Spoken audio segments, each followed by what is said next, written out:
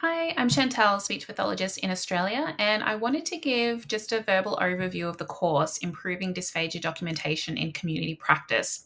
The course runs for 60 minutes, and I start by going over 6 key clinical tips to produce better documentation.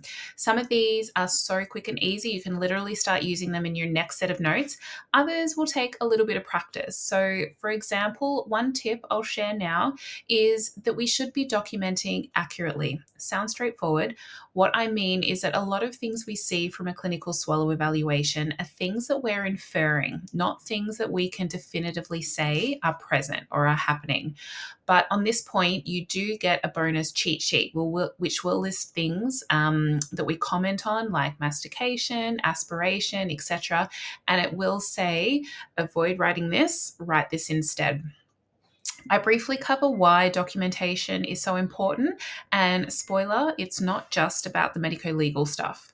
I then introduce a framework for writing your summary and impression sections and your recommendations. Here, I'll tell you exactly what to write and in what order. Obviously, the information in regards to what to write will differ between your clients.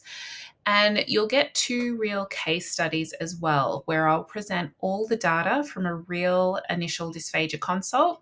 You'll then pause the course, take that information, and write your impression and recommendations based on all the tips and the frameworks that I've provided in the course.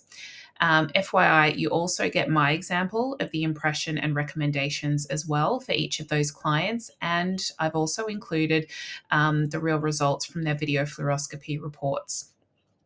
So there'll be lots of useful information in the course for any speechie, regardless of your setting, but the frameworks on how to structure your impression and how to structure your recommendations, they have been designed for speechies seeing clients in their homes. So just keep that in mind. All right, I hope that gives you a bit more of an idea of what you'll get in the course.